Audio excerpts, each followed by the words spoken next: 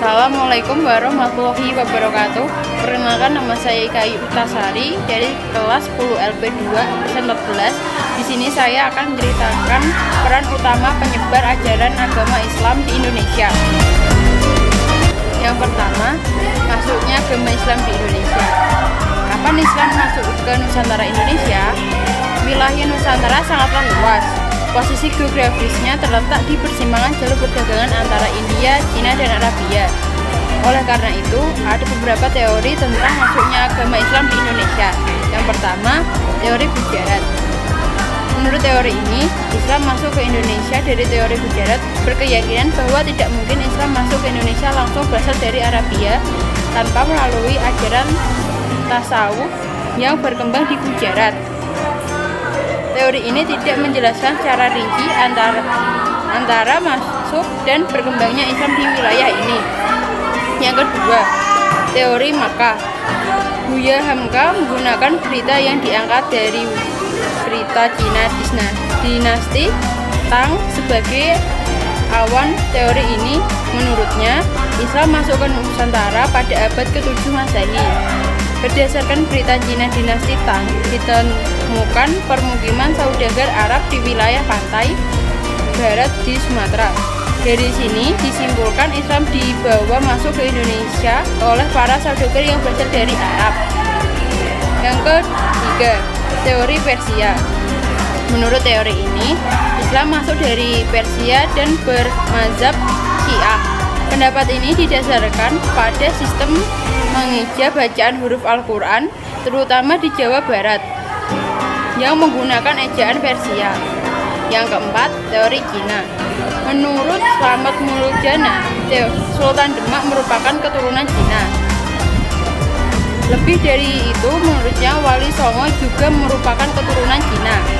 Perlu diketahui bahwa menurut kebudayaan Cina, penulisan sejarah yang terkait dengan penulisan nama tempat dan nama orang yang bukan dari Cina juga ditulis menurut bahasa Cina. Yang kelima, teori maritim. Walaupun di Mekah dan Madinah terjadi perang selama kurun waktu 10 tahun antara 1 sampai 11 Hijriah atau 622 sampai 623 Masehi, namun tidak memutuskan jalur perdagangan laut yang sudah menjadi tradisi sejak lama. Mengetahui jalur ini yakni pada abad ke-1 Hijriah atau abad ke-7 Masehi, agama Islam dikenalkan di sepanjang jalur niaga di pantai tempat persinggahannya. Yang kedua, perkembangan kesultanan di Indonesia. Pada perkembangan agama Islam adalah kurun waktu pada saat umat Islam telah membangun kesultanan sebagai bentuk kekuasaan politik. Perkembangan Islam di Indonesia semakin meluas seiring dengan banyaknya raja-raja Hindu yang memeluk Islam. Dengan demikian, terbentuklah kesultanan Islam di berbagai wilayah di Indonesia.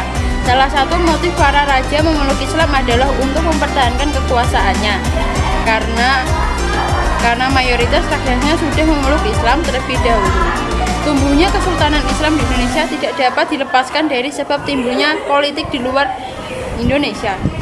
Yang ketiga, tokoh penyebar ajaran Islam di Indonesia.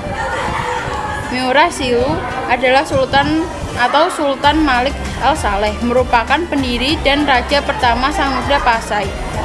Murasilu memeluk Islam berkat pertemuannya dengan Syekh Ismail dari Makkah. Sultan Malik Al-Saleh merupakan tokoh penyebar Islam di Nusantara dan Asia Tenggara. Hal ini disebabkan oleh kuatnya pengaruh kekuasaan Samudra Pasai di bawah kepemimpinan Sultan Malik Al-Saleh.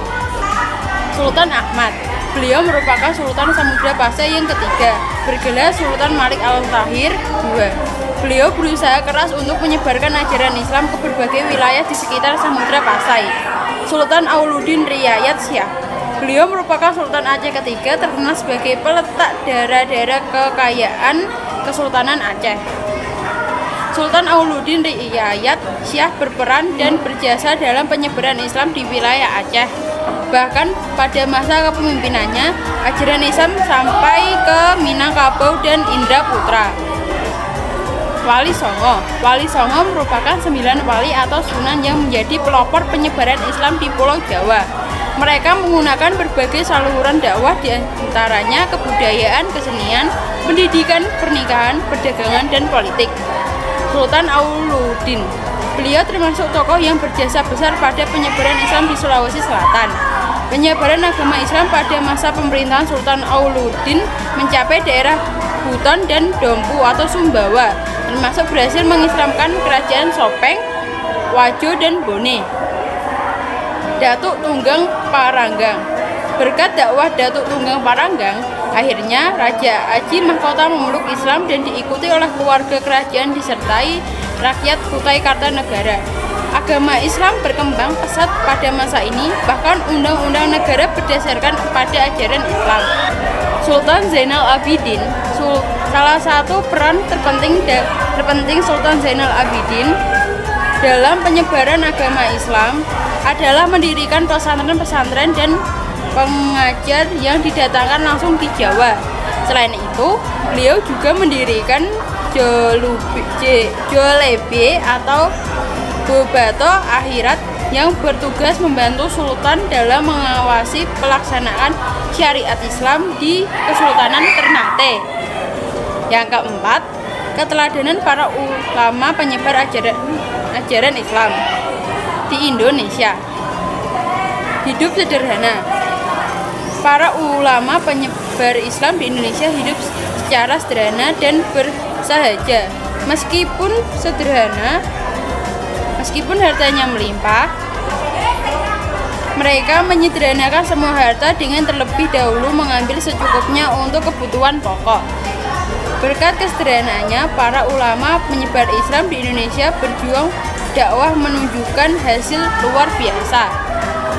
Gigih dan dalam berjuang untuk meraih keberhasilan dan menyebarkan Islam di Indonesia diperlukan kegigihan dan tekad kuat.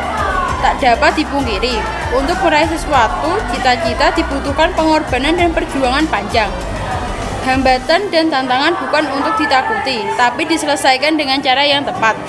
Menguasai ilmu agama secara luas dan mendalam, para ulama melakukan penyesuaian ajaran Islam dengan tradisi lokal tersebut, tanpa menghilangkan adat yang sudah berlaku di masyarakat.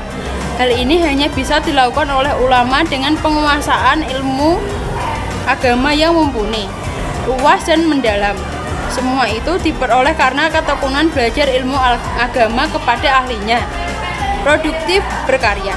Para ulama sangat produktif berkarya lewat ilmu pengetahuan dan amal soleh.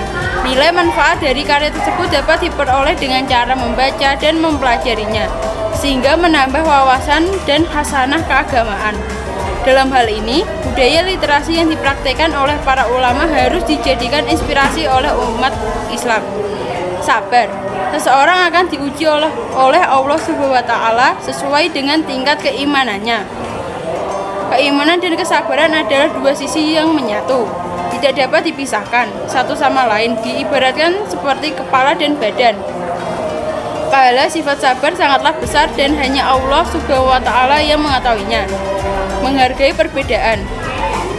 Islam secara tegas menyatakan tidak ada paksaan dalam beragama. Semua umat dipersilahkan memilih agama dan kepercayaan masing-masing. Umat beragama saling menghargai dan menghormati perbedaan agama. Cukup sekian cerita dari saya. Wassalamualaikum warahmatullahi wabarakatuh.